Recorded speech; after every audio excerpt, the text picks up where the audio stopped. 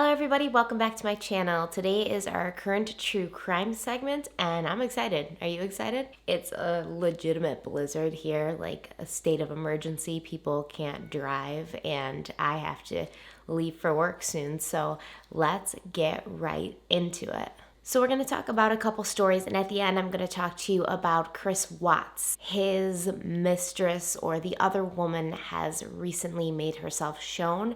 I believe it was just yesterday or last night that I read about it, and his parents have also been talking to the media a little bit. So we will talk about that at the end of this video. Stay tuned.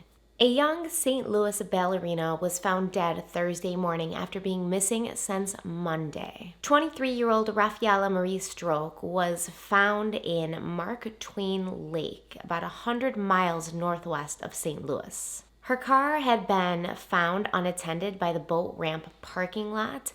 Authorities say they don't know what she was doing in the park that day, but the last time she was seen was at a Whole Foods early Monday morning in St. Louis. During the search for her, a private plane flew over Mark Twain Lake and saw her body, and that's how she was found. And authorities say that there's no actual sign of foul play at this point, but they're still investigating, so anything might happen. This is a newer case, so I don't really know anything about this woman besides the fact that she was a ballet dancer and she was also a dance teacher, and she seemed to be a very talented young woman. So what happened to her this day that she decided to drive to this park so far away from her home by herself and ended up dead in a lake? To me, it suggests a little bit of foul play, or at least that something was wrong here, whether it was self-inflicted or this happened to her.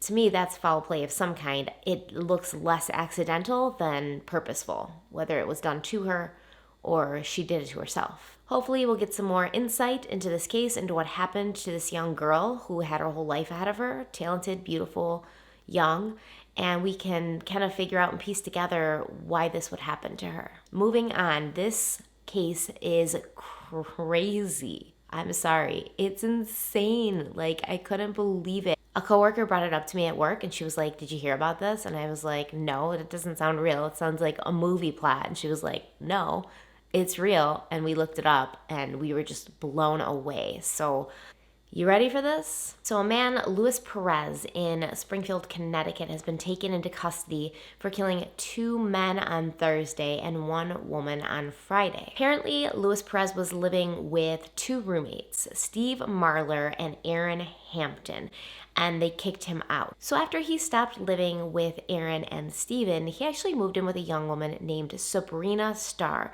who, it just so happened, was Aaron Marler's girlfriend. Allegedly, he was given a stolen handgun by Sabrina in exchange for a neck tattoo that he did for her, and the neck tattoo said, "Kill or be killed." A week after Sabrina gave him the gun in exchange for the tattoo, he actually took the same gun and killed both Aaron and Steven. Another man involved with this, who was a friend of Luis Perez, Aaron Anderson, eventually came forward and turned himself in when he figured out that Perez clearly was killing off witnesses, because the very next day, Sabrina Starr turned up dead in her apartment. So Aaron freaked out and he's like, clearly this Luis guy is trying to get rid of people who know what he's done. I am one of those people. I'd rather turn myself into the police than be murdered by this guy. So the story that Aaron Anderson tells is that he, Sabrina, and Luis all drove to the apartment of Aaron Hampton and Stephen Marler together, and that Aaron Anderson and Sabrina stayed in the car with Luis on speakerphone while he walked into the apartment and shot these men to death.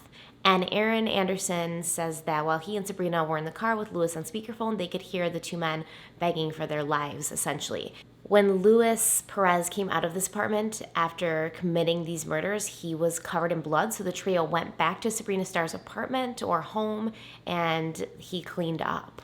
Sabrina Starr then took to Facebook to express her sadness and loss over her boyfriend, Aaron Hampton. Post after post after post of pictures of him. It was a real Jodi Arias sort of thing. She knew what had happened to him. She'd been privy to it and a part of it, as far as I'm concerned.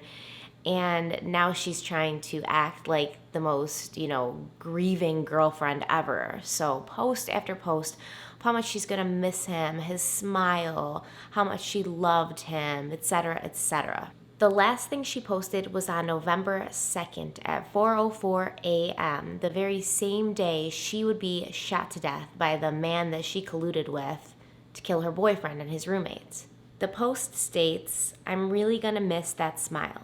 It made my day every single time I saw you smile. I love you, baby boy. Fly high." Another woman involved, Dalia Garcia. She was Luis Perez's girlfriend, and she came in on a bus from New Jersey to basically help him get rid of evidence. She helped him burn his clothes and just kind of clean up after himself. When police asked Dalia, "Why did you get involved with this man and this whole crime?" she basically quoted to them the words that Luis had tattooed on Sabrina's neck: "Kill or be killed." So I guess it was like his motto. Perez has been charged with 3 counts of first-degree murder, 2 counts of first-degree assault, 5 counts of armed criminal action, and 1 count of tampering with physical evidence, according to prosecutors. Prosecutors say his girlfriend Garcia has been charged only with tampering physical evidence. Anderson has been charged with 2 counts of first-degree murder, 2 counts of first-degree assault, and 1 count of tampering with evidence. Anderson and Perez are being held in Greene County Jail without bond, and Garcia is there on a $75,000 bond. Let's dig a little deeper. This case is obviously so recent, so when I say that this case is obviously very recent. So when I'm talking about Thursday in the case, I'm not talking about this past Thursday as in yesterday, because I'm recording this on a Friday. I'm talking about a week ago. So it just happened last week. There's obviously not a lot of information at this point why this went down, why Sabrina Starr would want her boyfriend killed, whether her and Perez were kind of carrying on a relationship. There's pictures of her and Perez on her Facebook together. At this point, there's no real way to kind of know what her motive is or was. They weren't married, so I don't think money could have been the motive. Maybe she was just tired of him. I think this woman, Sabrina, was maybe involved in activity that wasn't completely 100% on the up and up. What makes this obviously the most kind of tragic, despite the obvious loss of life of these 3 people that didn't need to lose their life, I mean, especially the roommate, right? He's not involved really in anything. He's just living with the guy that Sabrina and Luis apparently want killed, unless Luis was pissed at him for being a part of kicking him out of the apartment. Why did they kick Luis out of the apartment? What did he do to make them say, all right, this guy's got to go? And then was Aaron okay with him moving in with Sabrina? What's going on, right? This is a very complicated case. But what makes it more tragic is that both Aaron and Sabrina seem to have little children, really young children. And as far as I can tell from looking at the Facebooks, they were 2 different children with 2 different people, but they were both parents. And were they perfect parents? No. Were they perfect people? No. But I'm sure they both loved their children. I could tell they were in pictures with them that they were probably trying and wanted to be better people for their kids, but sometimes the lifestyle you lead sucks you in and just puts you on a path of decision making that isn't good, which in the end, they both paid for their choices with their lives. Because clearly the choices they made leading up to their unfortunate demise was a big part in what happened to them. But it's just insane. It's something you literally would turn on the TV and watch this Lifetime movie about. It's insane. They could make a Lifetime movie about this. They should. If there's a suggestion box for Lifetime movies, this could be one, because it has everything you need for a Lifetime movie. It has love triangles, it has betrayal, it has collusion, it has random other characters like Dahlia and Aaron Anderson coming in and being a part of it. It's insane. So let me know in the comments what you guys think about this. And Sabrina Starr's Facebook is still at this point public and viewable, so if you want to check that out, it's Sabrina Starr with 2 R's. Check out her page and kind of get a better idea of what kind of person she was and what kind of life she led, and make your own calls from there. Okay, next. And this story is almost the one that disturbs me the most out of any of them.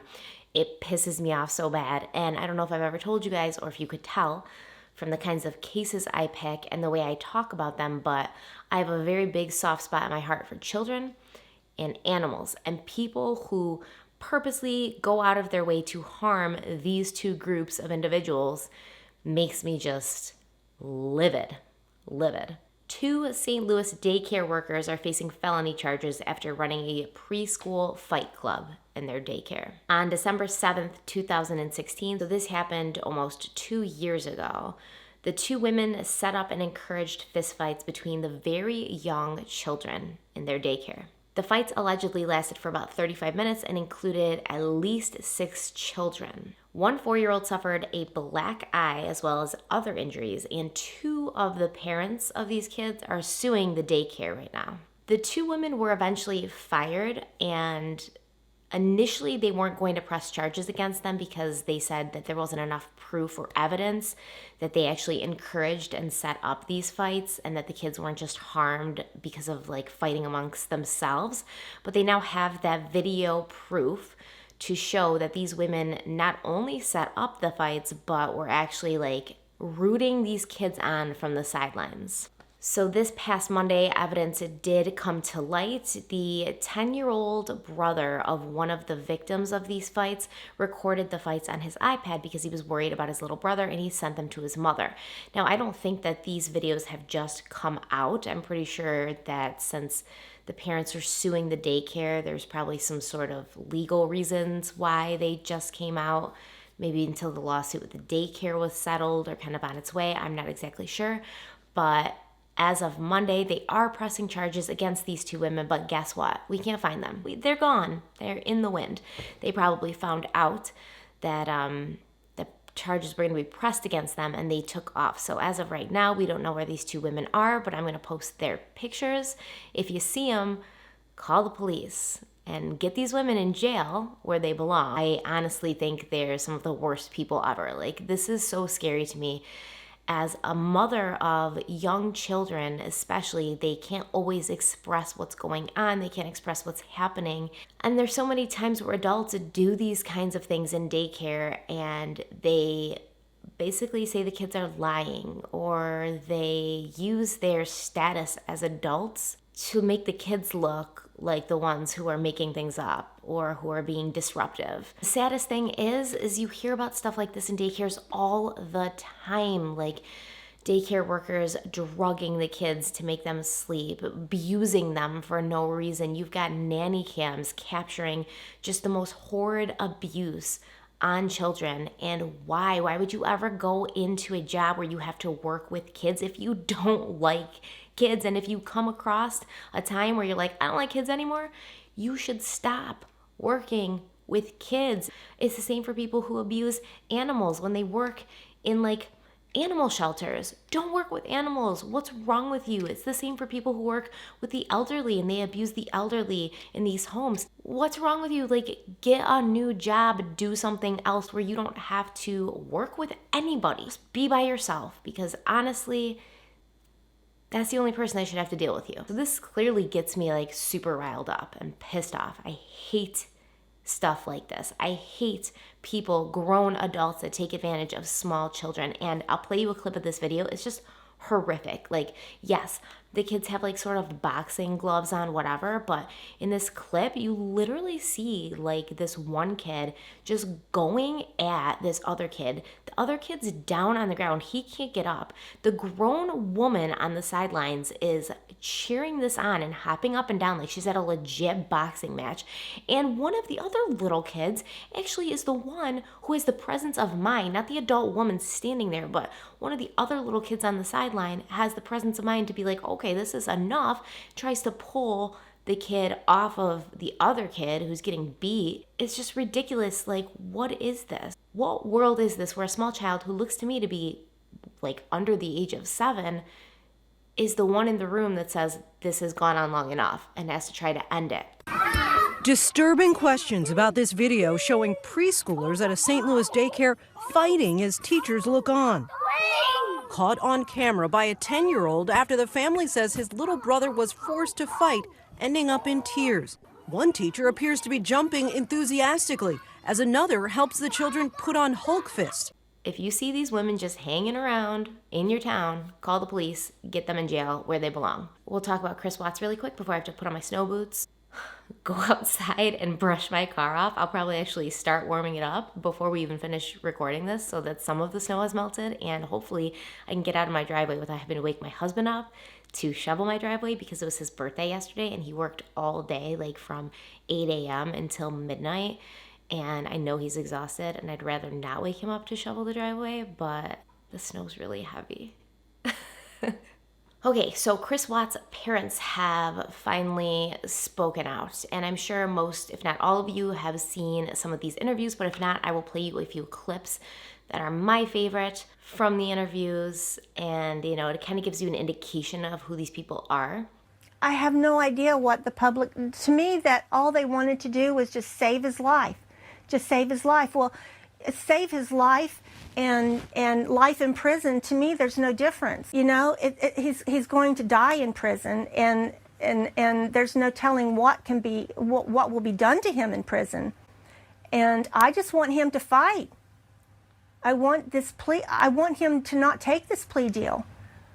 I want him to plead not guilty to the children. They claim that he was in an abusive relationship with Shanann, and they don't believe still that he killed his daughters. They think he only confessed to avoid the death penalty, and Chris Watts' mother actually quotes, "I can't imagine my son doing that. He couldn't have done that." And it's like, who are you trying to convince, lady? You sound like you're trying to convince yourself, because we don't believe that.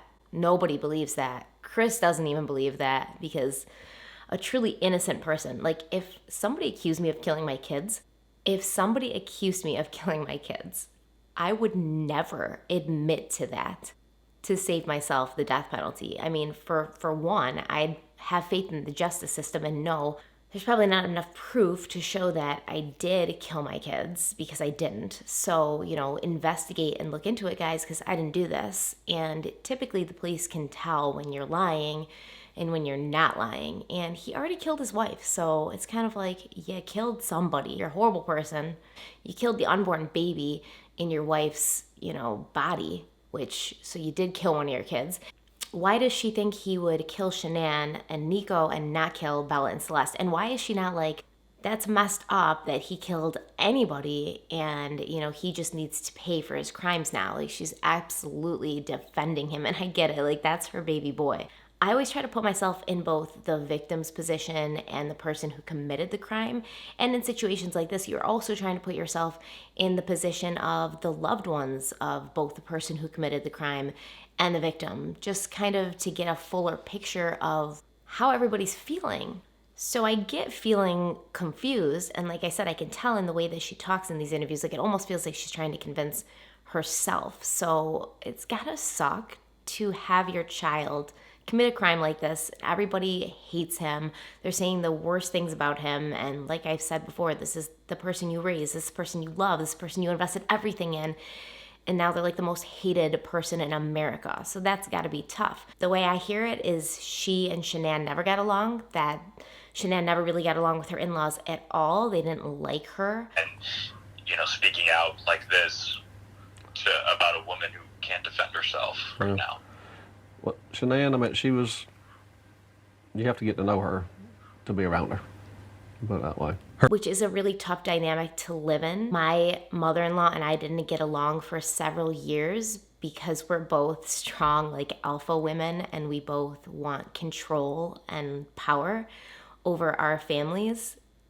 And there was a big power struggle there for a while, but we eventually kind of saw ourselves in each other and realized that we are both alphas, we are both matriarchs, we can be stronger using our forces for good instead of evil, and kind of coming together and channeling that to just make everybody's lives better and happier. And I think we're in a really good place now, but we both wanted to get to that place. Whereas Shanann and her mother-in-law never really felt like kind of getting to a better place. They were still in that really tough dynamic where they probably just like hated each other, and maybe Shanann thought Chris was a little bit of a mama's boy and that his mother was always trying to like get involved in their lives. Like I said, I've been in this position, so I understand how emotions can run really high. It can get super intense and it can cause friction in the marriage as well as the relationship with the in laws. So imagine this was a tough situation. Either way, you don't just excuse him for killing his wife. Like, you don't just say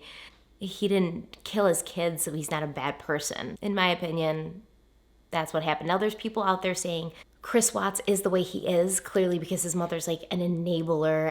No, I don't agree with that. She's an overbearing mother. She's a mother who defends her child. She clearly, obviously, has some issues, but we all have mothers like that who would kind of go to bat for us if they needed to. It doesn't make her necessarily a horrible person.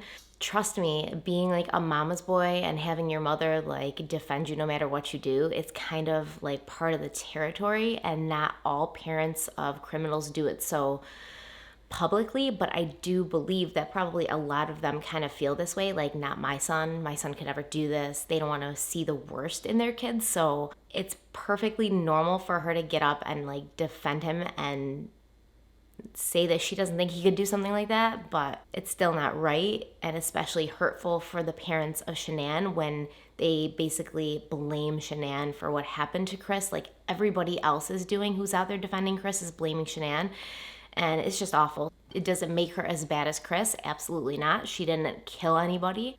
Did she raise him to kill somebody? No, she didn't raise him thinking like, I'm gonna raise a murderer. Did she maybe spoil him a little too much, or did she maybe excuse his bad behavior?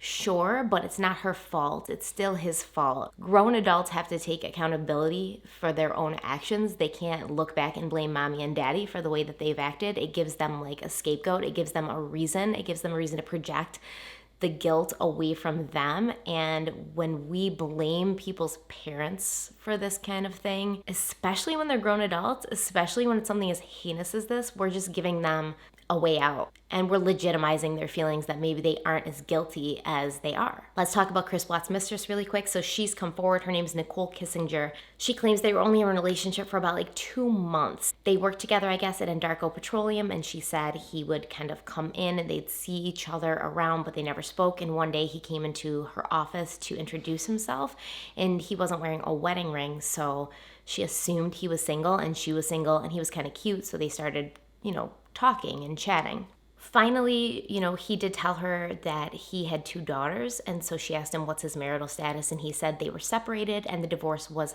pending. Nicole Kissinger said she never has doubted since finding out about Shanann, Bella, and Celeste's deaths that Chris Watts was responsible for this. Chris Watts tells this Nicole woman that he's separated, he's getting divorced like any day. They're just hammering out the fine details. And in July, the two began seeing each other 4 to 5 times a week, and that is when they also started their physical relationship. And we all know what that means. I don't have to say it. Physical relationship. While Shanann and the girls were in North Carolina, Chris called Nicole Kissinger and told her the divorce is final, and then they spent this 6 weeks like just hanging out together, spending all their time together. She helped him look for apartments for him to move into. The day his family went missing, Chris was chatting with Nicole as usual. Nothing strange happened. He barely even mentioned that they were gone. He just said that they'd gone on a play date and hadn't returned yet, and he didn't know where they were. And then she was like, that's weird. Why is all this media at your house? What's going on? And obviously the full story came out, that he wasn't separated, that they weren't divorced, that she was pregnant, Shanann was pregnant, and they were having another baby, and all this stuff came out, and she was just like, wow, this guy lies about everything. And she kind of kept pressing him, like texting him, what's going on? What's happening?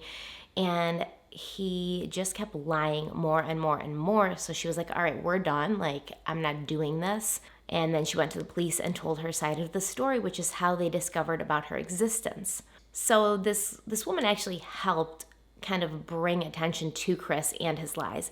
And like I said, she doesn't doubt that he did this. She basically said he lied about everything from day one with me. And if he would lie about everything, what else is he capable of? She knows it was Chris. She knows what he did. And I know that there's probably a lot of people out there like hating on this woman. That's common when it's the other woman. But yes, she knew he was married. But who of us haven't been in that position? I mean, probably not a lot of us, right? I haven't been in that position. I don't know why I said that. But who hasn't been in a position where they've been lied to by a man or a woman that they were dating and they just really kind of liked this person, so they wanted to believe it, even though something in them was like, it's not right, but they wanted to believe it.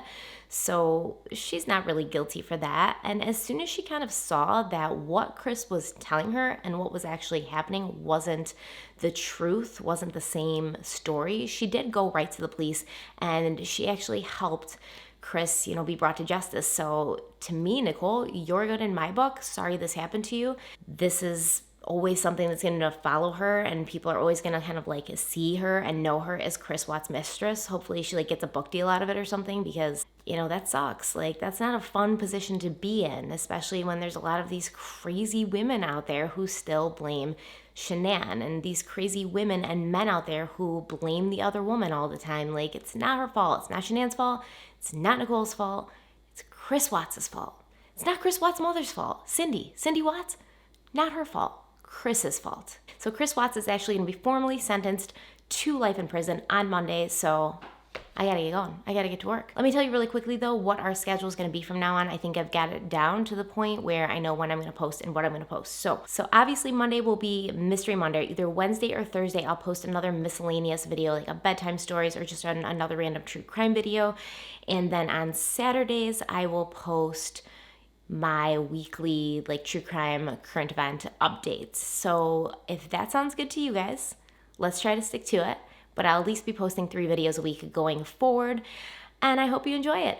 All right, guys, that's it for today. Stay kind and stay beautiful, and I'll see you next time. Thank you guys so much. Love you, love you, love you. Bye.